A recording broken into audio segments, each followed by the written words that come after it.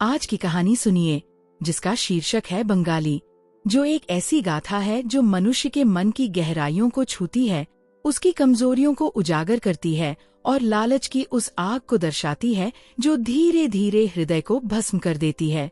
ये कहानी है सोनबाबू की, एक बंगाली नौजवान की, जिसका जीवन सादगी और नेकी से शुरू हुआ, पर धन की चमक ने उसे ऐसे रास्ते पर ले गया जहां उसने अपने आप को, अपने मूल्यों को और अपने प्रियजनों को खो दिया।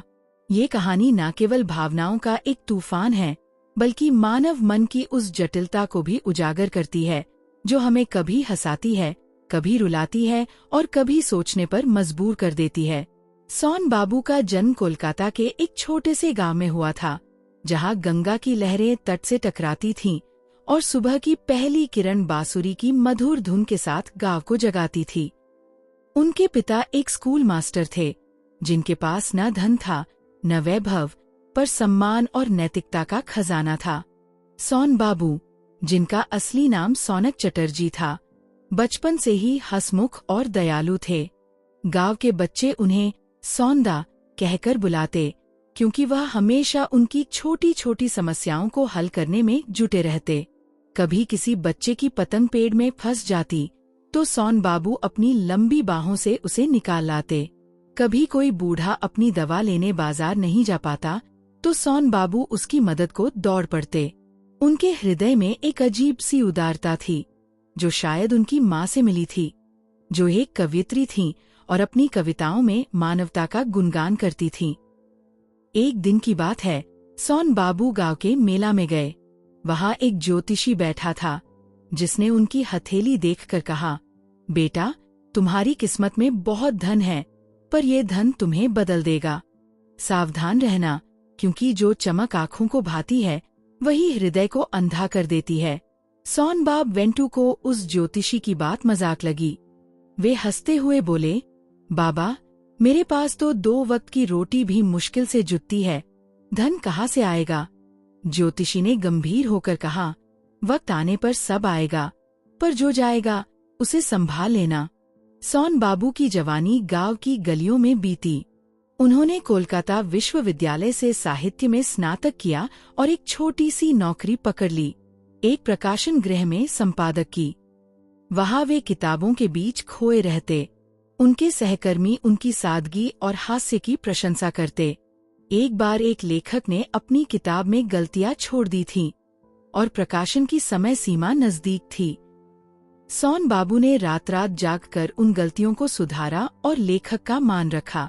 लेखक ने उन्हें धन्यवाद देना चाहा, पर सोनबाबू ने कहा, बस, आपकी किताब पढ़कर लोग खुश हों, यही मेरी कमाई है। लेकिन नियति को कुछ और ही मंजूर था। एक दिन सोनबाबू को एक पुराने मित्र विश्वनाथ का पत्र मिला। विश्वनाथ अब दिल्ली में एक बड़े व्यापारी बन चुका था। उसने सोनबाबू को दिल्ली बुलाया और कहा, सोनक, तुम्हारी प्रतिभा इस छोटे से प्रकाशन गृह में बर्बाद हो रही है।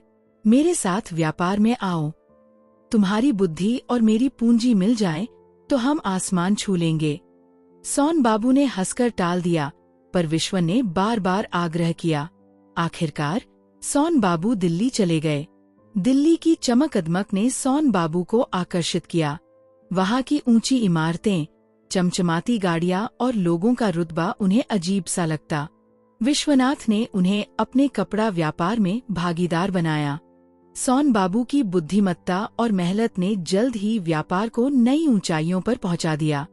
पैसा आने लगा, पहले बूंद बूंद, फिर झरने की तरह। सोनबाबू ने पहली बार महंगा सूट पहना, पहली बार किसी बड़े होटल में खाना खाया और पहली बार अपनी जेब में इतना पैसा महसूस किया कि वे उसे गिन भी न पाए। लेकिन धन के साथ साथ सोनबाबू का स्वभाव भी बदलने लगा। पहले जो सोनबाबू गांव में बच्चों के लिए पतंग खरीद लाते थे, अब वे अपने लिए सोने की घड़ियां खरीदने लगे। पहले जो सोनबाबू अपने सहकर्मियों के साथ चाय की टपरी पर हंसते बतियाते थे, अब वे बड़े बड़े रेस्तरां में अकेले बैठकर व्हिस्की पीते। विश्वनाथ ने उन्हें समझाया, सोनक, ये धन की दुनिया है, यहाँ रुतबा दिखाना पड़ता है, सादगी यहाँ नहीं चलती। सोनबाबू ने उसकी बात मान ली। एक छोटी सी घटना ने सोन बाबू के बदलते स्वभाव को और उजागर किया। एक दिन उनके पुराने गांव से एक बुजुर्ग रामदास दिल्ली आए। रामदास उनके पिता के मित्र थे और सोन बाबू को बचपन में गोद में खिलाया करते थे। रामदास को अपने बेटे की शादी के लिए कुछ पैसे चाहिए थे। वे सोन बाबू के नए ऑफिस पहुंचे, जहां सोन बाबू एक बड़े से केबिन में बैठे थे। रामदास ने अपनी बात रखी, पर सोन बाबू ने ठंडे लहजे में कहा, रामदास काका, अब मैं छोटे मोटे कामों में नहीं पड़ता, आप बैंक से लोन ले लीजिए। रामदास की आंखें नम हो गईं। वे बोले, सोनक, मैंने तो तुम्हें अपने बेटे जैसा माना था। सोन बाबू ने बिना नजर मिलाए कहा, वक्त बदल गया है काका। सोन बाबू का यह रवैया अब उनके दोस्तों के बीच भी दिखने लगा। उनके पुराने मित्र, जो कभी उनके साथ साहित्य और कविताओं की बातें करते थे, अब उन्हें फीके लगने लगे। एक बार उनके कॉलेज के मित्र सुधीर ने उन्हें एक कविता संध्या में बुलाया। सोन बाबू वहां गए, पर सारी शाम अपने फोन पर व्यापार की बातें करते रहे। जब सुधीर ने टोका, तो सोन बाबू ने हंसकर कहा, सुधीर, ये कविता विता अब बच्चों का खेल लगता है, असली दुनिया में पैसा बोलता है। सुधीर ने चुपचाप उनकी बात सुनी, पर उसकी आंखों में निराशा साफ दिख रही थी। सोन बाबू का जीवन अब पूरी तरह बदल चुका था। वे एक बड़े बंगले में रहने लगे, जहां नौकर चाकर उनकी हर बात मानते। उनकी बातों में अब घमंड झलकता।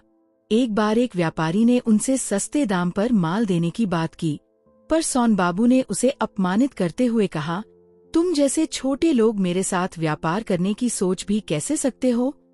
वह व्यापारी चुपचाप चला गया, पर उसकी आंखों में आग थी।